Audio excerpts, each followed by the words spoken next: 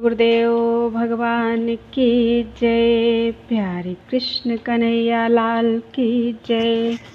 प्रेम सागर श्रीमद् भागवत का एक अंश 80वां अध्याय सुदामा का द्वारिका गमन। श्री सुखदेव जी बोले कि महाराज, अब मैं सुदामा की कथा कहता हूँ कि जैसे प्रभु के पास गया और दरिद्र कटा, सो मन देकर सुनो। दक्षिण दिशा की ओर है एक द्रविड़ देश, तहाँ विप्र और बणिक बसते थे नरेश, जिनके राज्यों में घर घर होता था हरि भजन, सुमिरन, तप, यज्ञ, धर्म और साधु गौ ब्राह्मण का सम्मान। ऐसे बसे सबे तिहि ठौर, हरि बिन कछु न जाने और। तिसी देश में सुदामा नाम का ब्राह्मण श्री कृष्ण का गुरु भाई, अति दीन, धनहीन, तन छीन, महादरिद्र, ऐसा कि जिसके घर पे न घास न खाने को कुछ पास रहता था। एक दिन सुदामा की स्त्री दरिद्र से अति घबराए के, महा दुख पाए के, निकट जाए के, अति भय खाए के, डरती कांपती बोली कि महाराज, अब इस दरिद्र के हाथ से महा दुख पाती हूँ। जो आप इसे खोना चाहते हैं तो मैं एक उपाय बताती हूँ।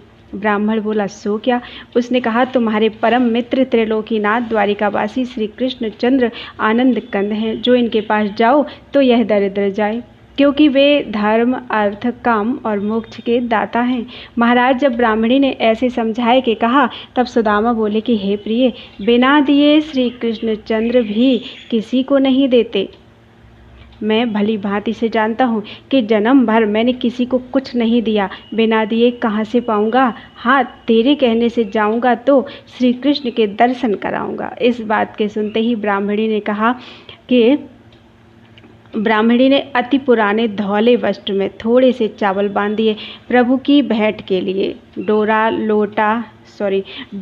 लोटा और लाठी लाकर आगे धरी। तब सुदामा डोर, लोटा कांधे पर डाल के, चावल की पोटरी कांख में दबाए, लाठी हाथ में लेकर श्री गणेश को मनाए, श्री कृष्ण चंद्र जी का ध्यान धर के द्वारिकापुरी को पधारे।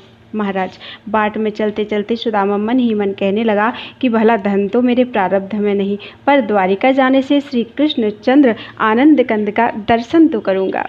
इसी भांति सोच विचार करता करता सुदामा 3 पहर के बीच द्वारिकापुरी में पहुंचा तो क्या देखता है कि नगर के चारों ओर समुद्र है और बीच में पुरी। वह पुरी कैसे है कि जिसके चहुं ओर वन उपवन, फूल फल खिल रहे हैं। इतनी कथा सुनकर सुखदेव जी बोले कि महाराज, सुदामा उपवन की शोभा निरख पुरी के भीतर जाए, देखे तो कंचन के मणिमय मंदिर महासुंदर जगमगा रहे हैं। ठाव ठाव अथाइयों में यदुवंशी इंद्र की सी सभा किए बैठे हैं। हाट वाट चौहट्टों पर नाना प्रकार की वस्तुएं बिक रही हैं। घर घर जिधर देखो तिधर गौदान, हरि भजन और प्रभु का यश गान हो रहा है और सारे नगर निवासी महा आनंद में है। महाराज, यह चरित्र देखता देखता, पूछता पूछता सुदामा प्रभु की पौर पर जाकर खड़ा हुआ। इसने किसी से डरते डरते पूछा कि श्री कृष्ण चंद्र जी कहाँ विराजते हैं। उसने कहा कि देवता, आप मंदिर के भीतर जाओ, सन्मुख श्री कृष्ण चंद्र जी रतन सिंहासन पर बैठे हैं। महाराज, इतना वचन सुन के सुदामा जो भीतर गया तो देखते ही श्री कृष्ण चंद्र जी सिंहासन से उतर के आगे बढ़कर भेंट कर अति प्यार से हाथ पकड़कर उसे ले गए। पुनः सिंहासन पर बैठाए, पाँव धोए, चरणामृत लिया, आगे चंदन अक्षत लगाए, धूप दीप दे प्रभु ने सुदामा की पूजा की। इतनी करी हरि जोरे हाथ, कुशल क्षेम पूछत यदुनाथ। इतनी कथा सुनाए श्री सुखदेव जी ने राजा से कहा कि महाराज, यह चरित्र देख रुक्मिणी समेत 8 पटरानियों और सब यदुवंशी जो उस समय वहाँ थे, मन ही मन यूँ कहने लगे कि इस दरिद्री, दुर्बल, मलिन, वस्त्रहीन ब्राह्मण ने ऐसा क्या अगले जन्म में पुण्य किया था जो त्रिलोकी नाथ ने इसे इतना मान दिया। महाराज, अंतर्यामी श्री कृष्णचंद्र उस काल सबके मन की बात समझकर उनका संदेह मिटाने को सुदामा से गुरु के घर की बातें करने लगे कि भाई, वह सुध है जो एक दिन गुरुपत्नी ने ईंधन लेने को भेजा था, और जब वन में ईंधन लेने को चले तब आंधी और मेघ आया और लगा मूसलाधार बरसने। जल थल चारों ओर भर आए और हम तुम भीग गए। भीग कर महा दुख पाए, जाड़ा खाए, रात भर एक वृक्ष के नीचे रहे। भोर ही गुरुदेव ढूंढते ढूंढते वन में आए और अति करुणा कर आशीष देकर हमें तुम्हें अपने घर लिवा लाए। इतनी कथा कहकर श्री कृष्णचंद्र बोले कि भाई, जब से तुम गुरुदेव के यहाँ से बिछड़े तब से हमने समाचार नहीं पाया कि कहाँ थे और क्या करते थे। अब आप दर्शन दिखाए, तुमने हमें महासुख दिया और घर पवित्र किया। सुदामा बोले कि हे कृपा सिंधु, दीनबंधु, स्वामी, अंतर्यामी, तुम सब जानते हो, कोई बात संसार में ऐसी नहीं जो तुमसे छिपी हो। बोलो वृंदावन बिहारी लाल की जय।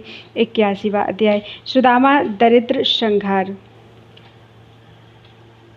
श्री सुखदेव जी बोले कि हे राजन, अंतर्यामी श्री कृष्णचंद्र जी ने सुदामा की बात सुन और उसके मनोरथ समझकर हंसकर कहा कि भाई, भाभी ने हमारे लिए क्या भेंट भेजी है, सो देते क्यों नहीं?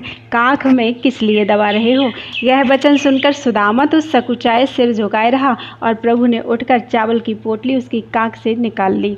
पूरी खोल उसमें से अति रुचिकर 2 मुट्ठी चावल खाए और ज्यों ही तीसरी मुट्ठी भरी त्यों ही रुक्मिणी ने हरि का हाथ पकड़ा और कहा कि महाराज, आपने 2 लोग इसे दे दिए, अब आप रहने को कोई ठौर रखोगे कि नहीं? इतनी बात रुक्मिणी के मुख से निकलते ही श्री कृष्णचंद्र ने कहा कि हे प्रिय, यह मेरा परम मित्र है, इसके गुण में कहाँ तक बखानूं। यह सर्वदा मेरे स्नेह में मगन रहता है और उसके आगे संसार में सुख को तृणवत समझता है।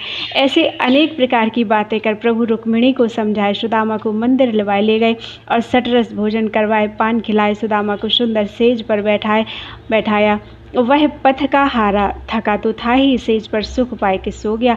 प्रभु ने विश्वकर्मा को बुलाए, समझाए कि कहा कि तुम अभी जाए सुदामा के मंदिर अति सुंदर कंचन रत्न के बनाए, तिनमें अष्ट सिद्धि नवनिधि कर आओ, जो इसे किसी बात की आकांक्षा न रहे। इतना वचन प्रभु के मुख से निकलते ही विश्वकर्मा वहाँ जाए, बात की बात में महल बनाए आया।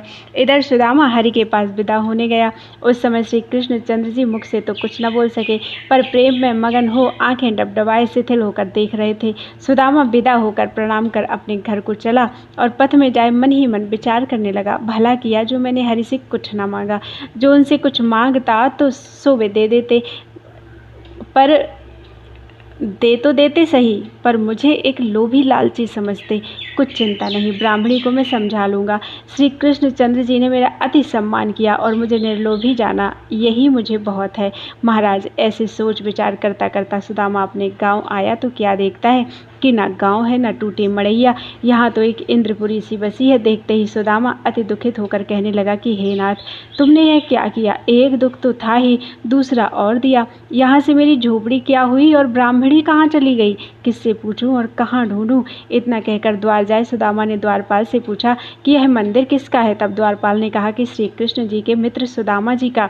यह बात सुनकर जो सुदामा कुछ कहने को हुआ तो भीतर से देख उसकी ब्राह्मणी अच्छे वस्त्र आभूषण पहने, नक्सिक से श्रृंगार किए, पान खाए, सुगंध लगाए, सखियों को साथ लिए पति के निकट आई।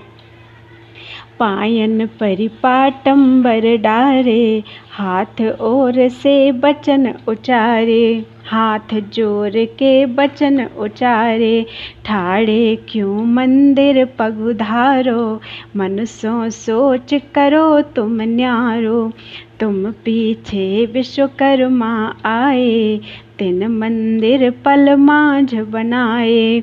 महाराज, इतनी बात ब्राह्मणी के मुख से सुनकर सुदामा जी मंदिर में गए और अति वैभव देख के महा उदास भई। ब्राह्मणी बोली, स्वामी, धन पाए के लोग प्रसन्न होते हैं और तुम उदास हुए, क्या कारण है? सो कृपा कर कहिए जो मेरे मन का संदेह जाए। सुदामा बोले कि हे प्रिय, यह माया बड़ी ठगनी है, इसने सारे संसार को ठगा है,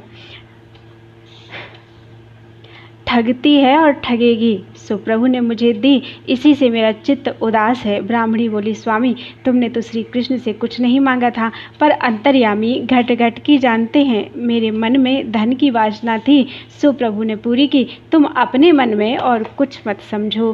बोलो वृंदावन बिहारी लाल की जय।